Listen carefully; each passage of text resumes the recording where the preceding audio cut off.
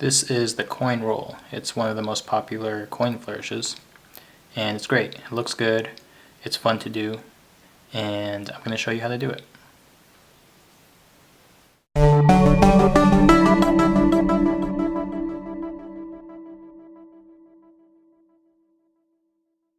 Okay, so to do this, you're going to hold the card, or not the card, the coin in your hand, and the size of the coin, it's going to vary from person to person. I typically use a quarter, but if your hand is bigger or smaller, you might want to choose a different size. For me, nickels work good, quarters work good. Once you learn this, you can do it with a variety of different sizes. So you're not really restricted by the size all that much. But pick a coin that works for you for now. Quarter is going to work pretty well for most of you. You're going to lay it in your hand, and here's what you're going to do. So you're going to contact the coin with your thumb. You're going to turn your hand palm down as you slide that coin all the way up to this position. Okay. Next, what you're going to do is you're going to continue to slide that coin up, and you're going to let it fall flat on the top of your first finger. Okay. Now notice that my middle finger is raised slightly above my first finger, and it acts kind of as a brake. Okay, so even if I slant my hand downwards like this, that coin isn't going to move because the middle finger is blocking it. Okay. Next step is I'm going to lower my middle finger, and at the same time I'm kind of raising my first finger just a little bit, and that's going to cause that coin to pivot up, and then if I continue that motion, the coin is going to fall flat on my middle finger. And again, now I have my ring finger raised slightly above my middle finger to act as a brake, so that coin won't move even if my hand is slanted.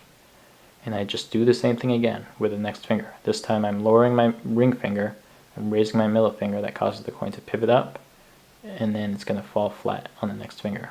Alright, now this takes practice. You're not going to be able to do it the first time. You kind of just have to play around with it until you get it.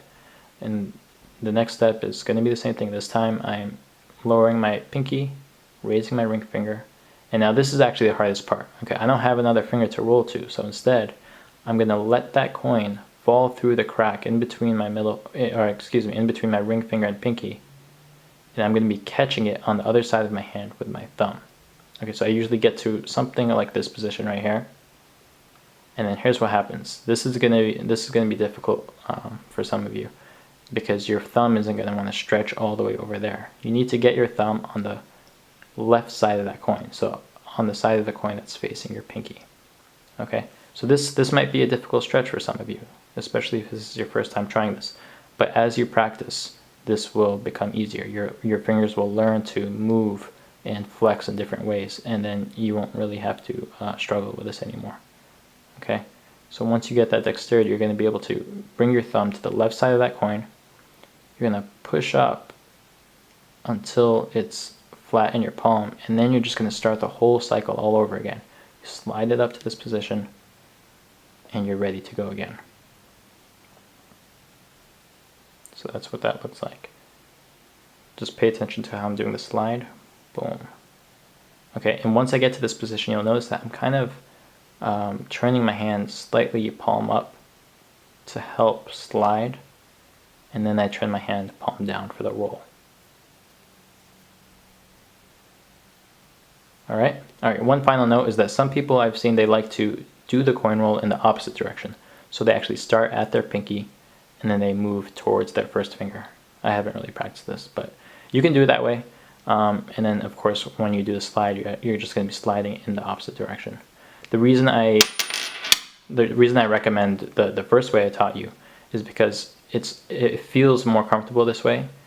Your hand is oriented in a more comfortable position, and you can really use gravity to your advantage when you do it in this direction.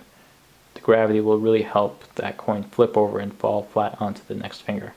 Whereas if you do it in the opposite direction, your hand has to be kind of positioned upwards like this, and it just doesn't feel comfortable. But eventually you might want to learn it both ways, and then you can make the coins flip back and forth if that's something you want. But start out with the normal direction, just like this, and do the coin roll slowly. Don't worry about speed. Just practice getting the coin to properly flip over onto the next finger, and then practice that slide up to the beginning. Alright, that's the coin roll. I hope that helps. If you have any questions regarding this move, feel free to leave a comment in the comment box below, and I'll try to answer. And let me know what you think of that. Okay? Take care.